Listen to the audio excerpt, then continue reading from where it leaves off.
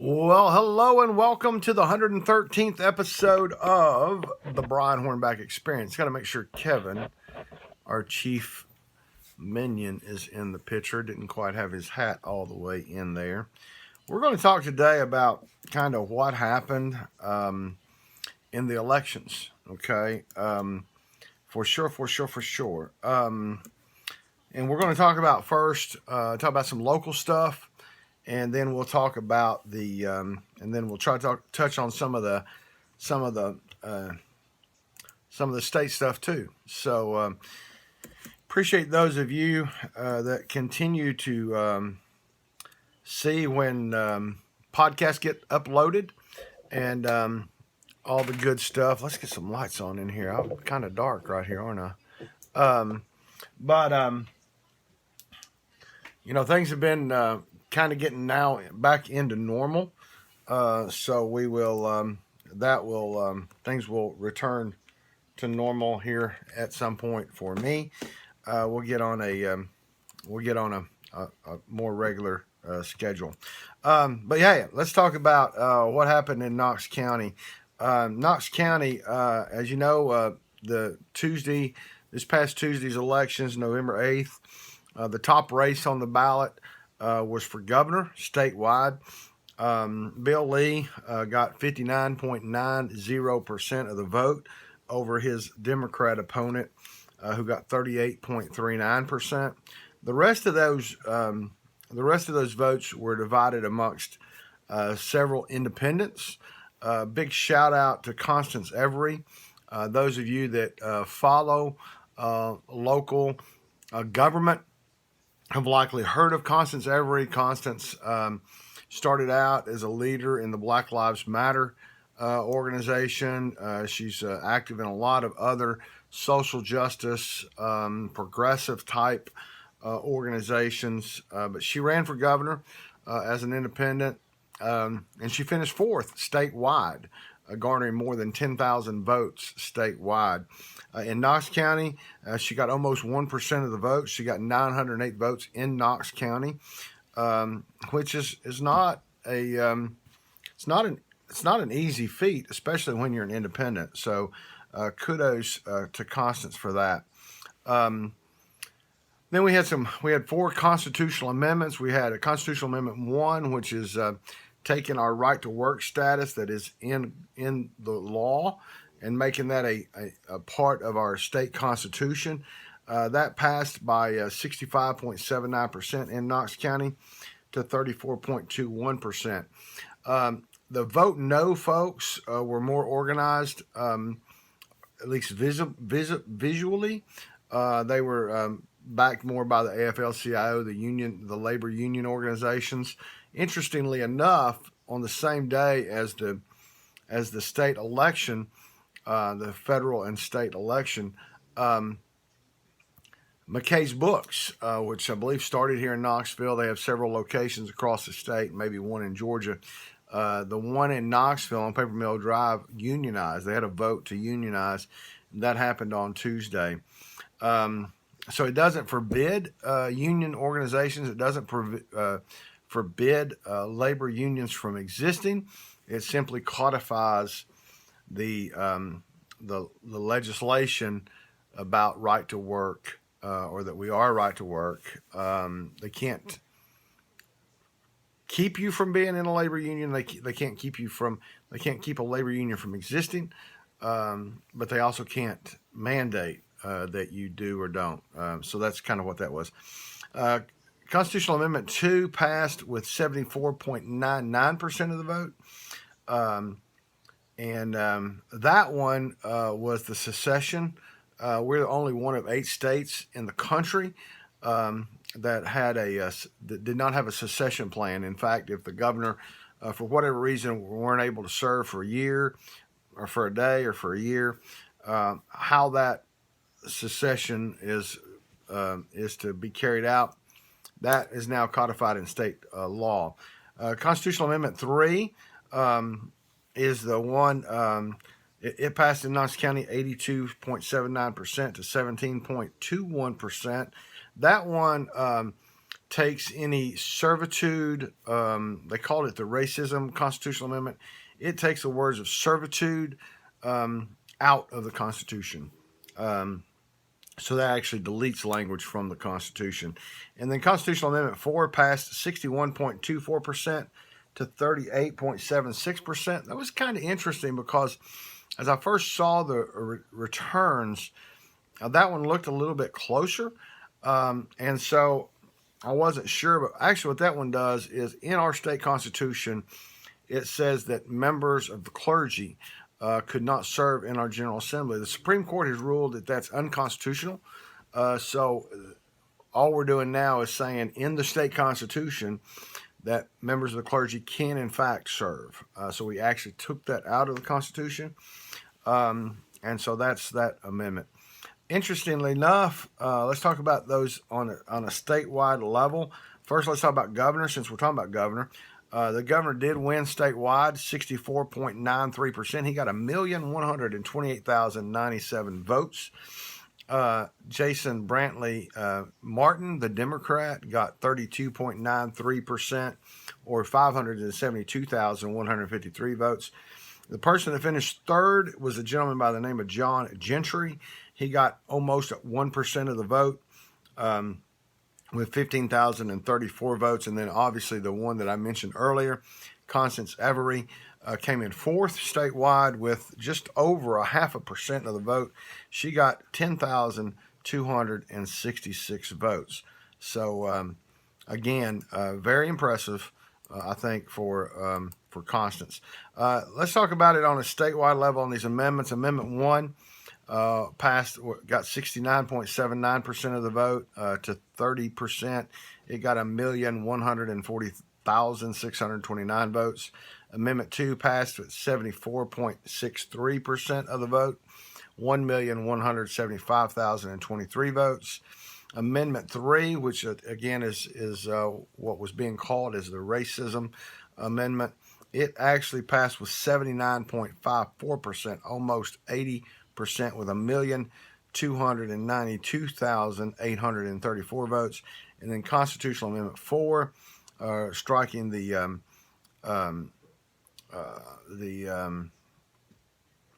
banishment or the ban of pastors from serving the General Assembly, passed with 63.24% of the vote, or 1,019,828. I've done the math. Unfortunately, I don't have it in front of me. In order for these constitutional amendments to pass, you take the total number of votes for governor.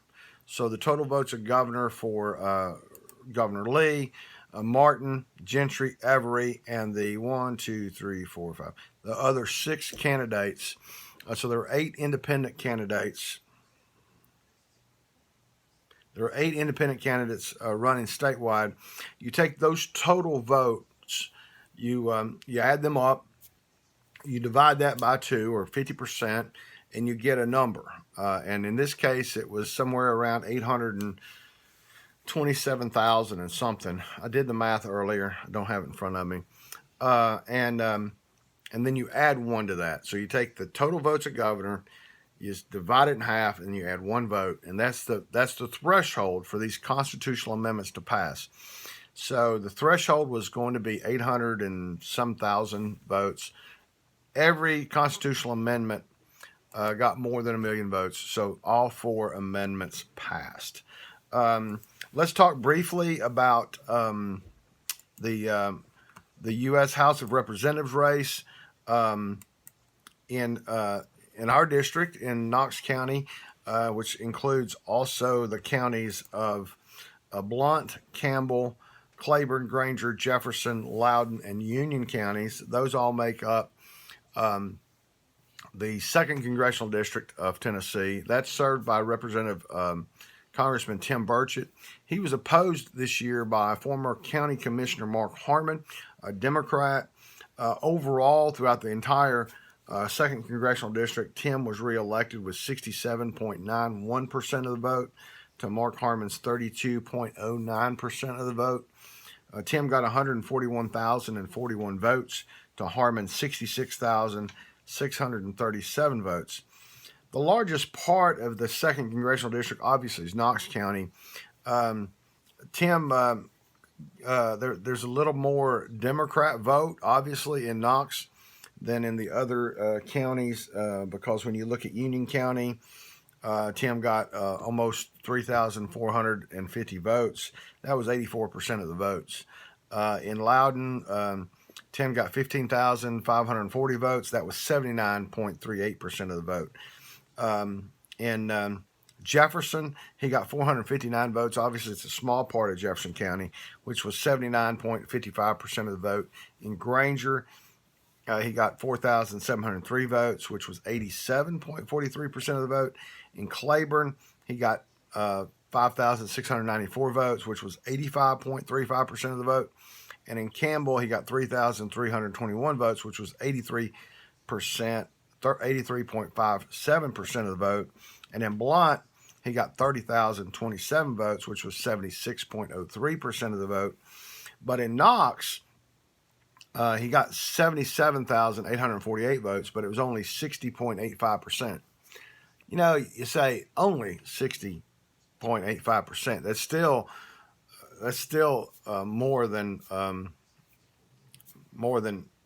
mean, clearly a mandate, right? I mean, anything over 55% is significant. And when you look at Mark Harmon's 39.15%, he got 50,090 votes. So again, Knoxville is leaning more progressive, as most large cities are becoming. But again, Congressman Burchett did rather well in the whole realm of the election. Do want to point out, and I'll touch on it briefly, all 9 congressional districts across the state. We picked up in the past, out of the 9, we've had 7 that were Republican and 2 that were Democrat. Jim Cooper from Nashville, Congressional District 5, chose not to run for re-election because his district got chopped up, and he didn't feel like, I'm sure he didn't feel like he could win. But I do want to give a shout out to Diana Harshbarger from the 1st District. She outperformed all the other congressional members across the state by getting the largest percent of vote. She got 78.32% of the 1st District. That's Upper East Tennessee.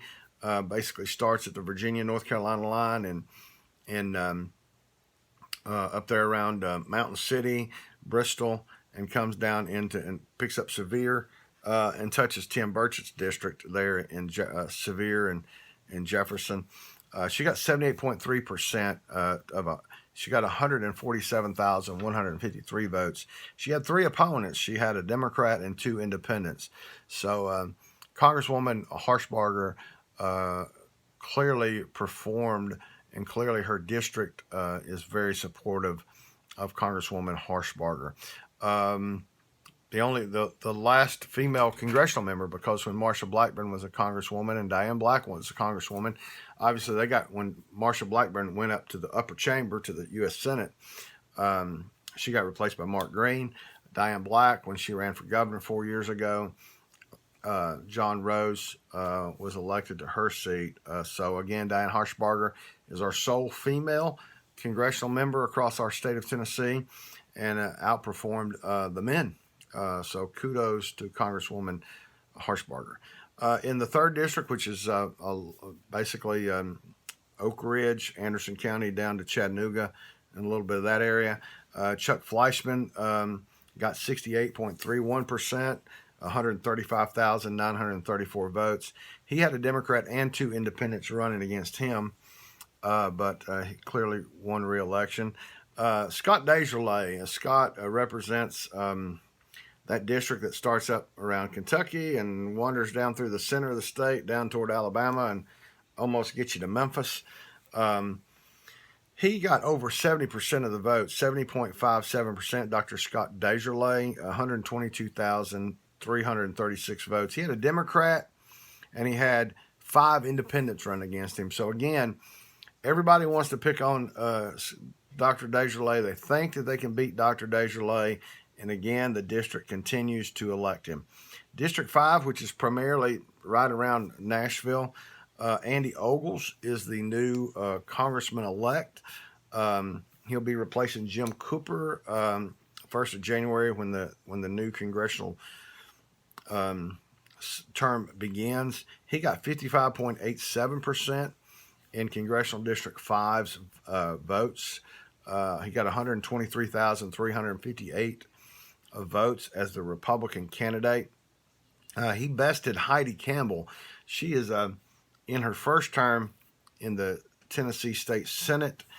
She got 93,375 votes, or 42.29%. Then there were 3 independents in that race. Heidi Campbell is in the midterm of her state Senate race, so she'll continue to serve in the state Senate for another 2 years until she's up for re-election again. In Congressional District 6, that's the former Diane Black district, John Rose easily won re-election with 66.34% of the vote, or 129,311 votes, to his Democrat opponent. In District 7, that's Mark Green. He got 59.97% of the vote, or 108,358 votes against his Democrat and his independent challengers. In District 8, Congressman David Kustoff got 73.99% of the vote. Again, he's getting close to the numbers of Diana Harshbarger. So again, probably our second most popular congressman in the state. He got 73.99% of the vote, or 155,556 votes against his Democrat and 2 independent candidate challengers. And in the last district, which is the one represented by Democrat Steve Cohen, we had Charlotte Bergman, who's my colleague on the Republican State Executive Committee from Shelby County, Memphis area. Charlotte was the Republican challenger to Steve Cohen, and also there were 3 independents in this race. Steve Cohen was reelected with 70.04% of the vote, or 93,755 votes, to my friend Charlotte Bergman 26.23%, or 35,112 votes. So Steve Cohen will be the lone Democrat. So that's the rundown of the congressional districts. We had no Senator Blackburn and Senator Hagerty were not up for re-election, so those seats were good. Senator McNally, that serves Loudon, Anderson, part of Knox, he was up for re-election. He had a write-in candidate, Hannah Parton, and I believe she withdrew from the race. But she got no votes in Knox County, because I'm only looking at Knox County numbers. But Senator McNally got 11,035 votes in Knox County, and and he got 43,387 votes across the entire district of his state Senate district. So again, yeah, she was not she might have been on the ballot, or she was a write-in, but no known votes there. State Senate District 7, our Dr. Richard Briggs from Knox County. He has Knox, along with my state senator, Becky Massey. He had a Democrat challenger, but Senator Briggs was reelected with 62.35% of the vote, or 32,875 votes. Now let's move to the state house. In District 14, we'll go in numerical order. In District 14, Jason Zachary was reelected with 64.40% of the vote, or 16,582 votes, to Amanda Collins. Her first time running, she ran as a Democrat, and so Zachary will get another 2 years representing District 14. In District 15, that's represented by Democrat State Representative Sam McKenzie. He was elected 2 years ago. This was his first time up for re-election. He faced Republican Pete Drew. Again, Sam McKenzie was easily reelected with 70.97% of the vote, or 7,244 votes.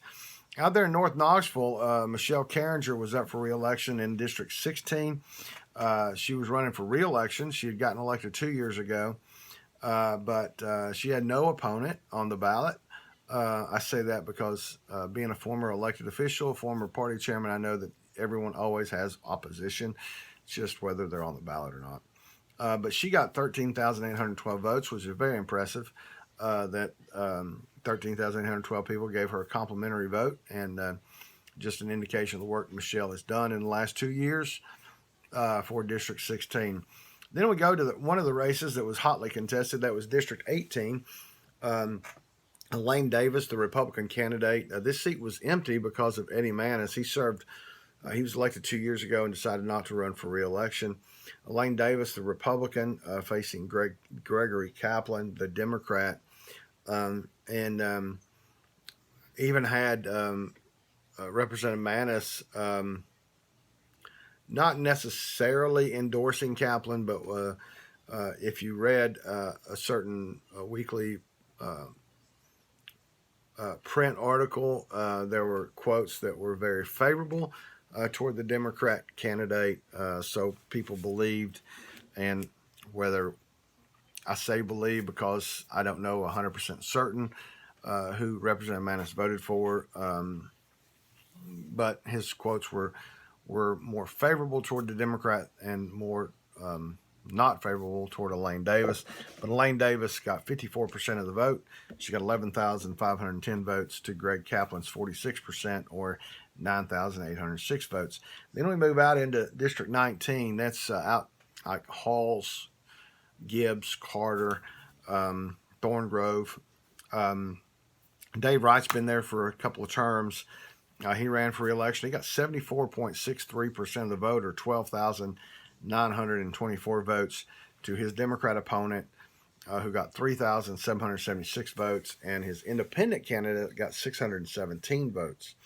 Then over in the Hardin Valley area and in West Knox County, Justin Lafferty, who's on about was elected his third or fourth term, got 66.22% of the vote, or 12,800 votes, to his Democrat opponent, who got 33.78% of the vote.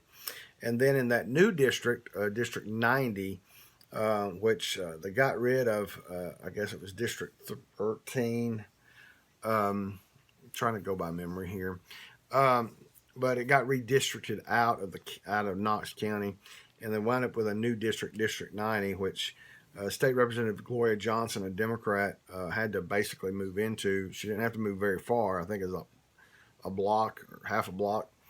But Gloria Johnson, the Democrat, faced Republican David Posey. Posey's not his real name. That's the name he goes by.